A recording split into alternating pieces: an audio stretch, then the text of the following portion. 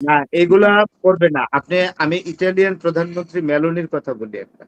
হুম। Giorgia Meloni বোধহয় পুরো নামটা তার। আচ্ছা, মেলানি, মেলোনি হ্যাঁ। একটা হ্যাঁ, মেলোনি একটা চমৎকার কথা বলছে হাসিনা আপা, যে এটা তো যুদ্ধ না, এটা হলো জেনোসাইড। যারা হুম। ইনোসেন্ট চিলড্রেনদেরকে মারলো, স্কুলে হামলা করে, তারা আবার কোন বিবেচনায় আমাদের সহযোগিতা চায়? হুম। হুম। তারা তো কিলার। যেখানে শিশু হত্যাকারী আমেরিকাকে এবং ইসরায়েলকে, মেলোনি ইটালির প্রাইম মিনিস্টার বলেছে they are the killers of the children. হুম। কথাটা কিন্তু গুরুত্ব আছে, ইটালি কিন্তু একটা শক্তিশালী দেশ। হুম। আচ্ছা, এখানে বলেছে যে মানে ওনার বক্তব্যের পরে, ট্রাম্পের বক্তব্যের পরেই বিশ্ববাজারে তেলের দাম ৫% বেশি বৃদ্ধি পেয়েছে। আপনি কি বক্তব্যটা শুনেছেন? না, আমি আসলে এটা তো শোনেন, হুম। এটা হলো সেইগুলো করেই তেলের দাম একটা বাড়ানোর দাবি জন্য, করছে আরকি যে সে জিতে আবার গেছে। কমানোর জন্য করে। অর্থাৎ যুদ্ধের ঘোষণা হুম। দিলে তেলের দাম বাড়ে, আর যদি বলে যুদ্ধ শেষ, প্রায় আমরা আর যুদ্ধ করছি না, তখন হুম। তেলের দামটা স্থিতিশীল। এটা তার একটা tempo, it is a technique. এই টেকনিক এখন সবাই বুঝে এবং তার প্রতি সবাই ফেড আপ। তার কথার উপরে কারো কোনো আস্থাই নাই। সবচেয়ে বড় হুম। কথা হলো এটা, হুম। কোনো আস্থা নাই। আর মানে চীন চীন বা পাকিস্তান যে মধ্যস্থতা করতেছিল, সেই মধ্যস্থতার কি হলো? চীন তো আমরা দেখেছি যে আজকে মানে অবিলম্বে যুদ্ধবিরতির জন্য আহ্বান জানাচ্ছে মধ্যপ্রাচ্যকে। তো মধ্যপ্রাচ্যকে আহ্বান জানাচ্ছে কেন? মধ্যপ্রাচ্য তো আর যুদ্ধ করছে না। যুদ্ধ তো করছে যে ইসরায়েল আর না, এখন আমি মনে করি আমেরিকার বিরুদ্ধে নেটো দাঁড়ানো দরকার। হুম।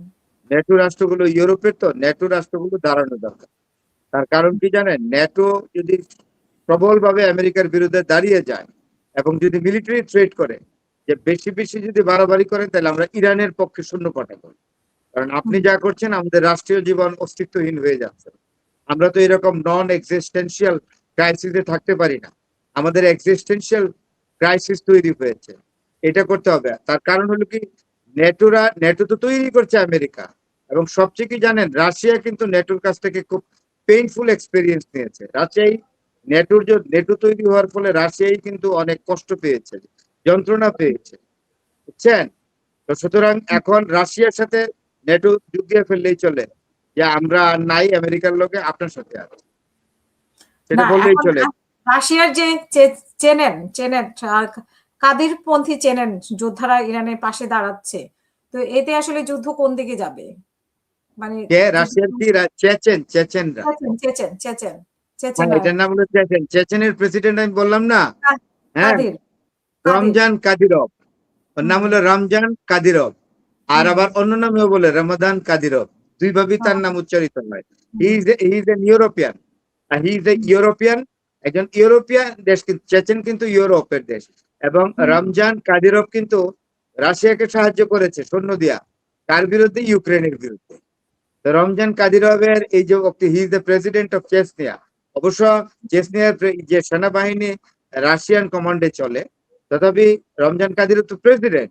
তো একটা হুম। ইউরোপের দেশ কিন্তু এই প্রথম তারা বলেছে যে আমরা ইরানের পক্ষে দাঁড়িয়ে ইয়ার বিরুদ্ধে যুদ্ধ করব।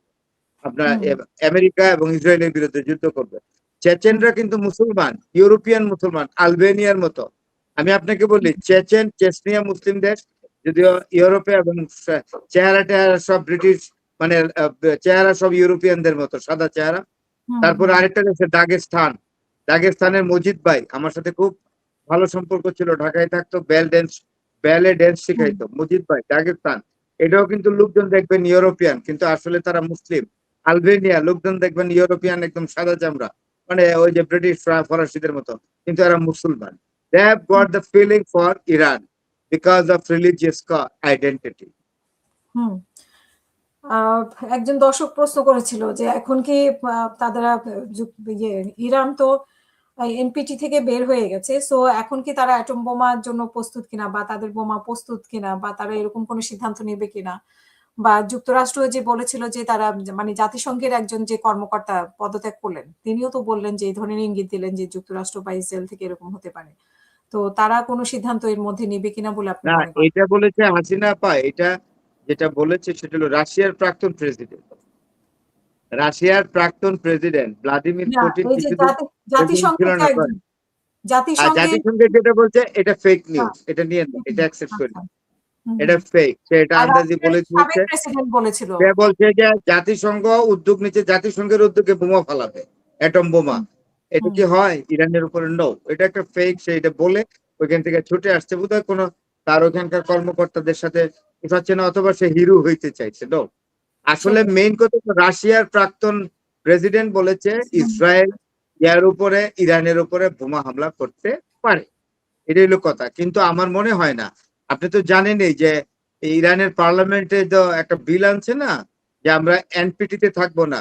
হ্যাঁ, নন হুম, প্রলিফারেশন ট্রিটি, যেটা NPT, non NPT. Proliferation treaty of nuclear treaty, বলছে না হুম, আমরা থাকবো না। এটা না থাকা সত্যিই তো, তারা ইরান কিন্তু আর চলে যাচ্ছে, এনপিটি তে নাই।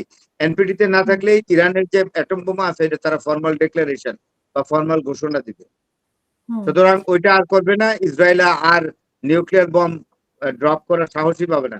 কারণ ইরান বিদ্যুৎ গতিতে তাদের নিউক্লিয়ার মানে অর্থাৎ ইয়েবাহী মানে আণবিক বোমা বহনকারী অত্যন্ত দ্রুতগতি সম্পন্ন মিসাইল দিয়ে তারা তেল আবিব এবং হাইফার উপরে চার্জ করে দিবে দুইটা আপনার দুইটা কাছে অ্যাটম প্রশ্ন বোম। করেছে, স্যারের কাছে প্রশ্ন, ইরান কেন ইসরায়েলের যুদ্ধ বিমানের বেইজ বা রানওয়েতে মিসাইল ও এবং ক্ষেপণাস্ত্র হামলা চালাচ্ছে না?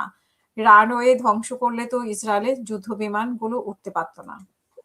না, এটা তো করছে, এর একটা সক্ষমতা ইসরায়েলের আছে না, অত্যন্ত শক্তিশালী দেশ তো ইসরায়েল। আমেরিকা হুম, এটাকে শক্তিশালী করছে।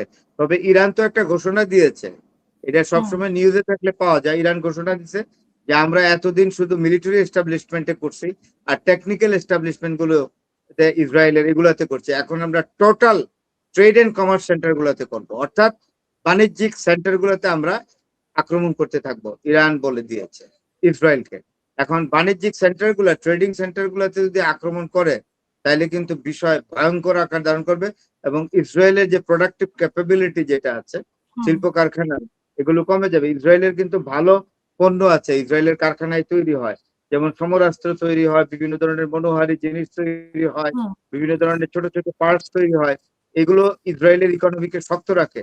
আরেকটা হলো ইসরায়েলের একটা ডায়মন্ড, ডায়মন্ড ইন্ডাস্ট্রি। হুম, ডায়মন্ড কিন্তু এমনি হয় না, কেটে ডায়মন্ড পৃথিবীতে সবচেয়ে ভালোভাবে কাটে হলো ইসরায়েলিরা। হুম, ডায়মন্ড এস্টাবলিশমেন্টের উপর আক্রমণ করবে, তাহলে কিন্তু ইসরায়েলের ইকোনমির কিন্তু অন্তত 30% হলো ডিপেন্ড করে ডায়মন্ড ইন্ডাস্ট্রির উপরে। ওইটার উপরে যদি অ্যাটাক করে বসে, তাহলে ইকোনমির একদম পুরো বা হাত ভেঙে যাবে জি। ইসরায়েলের।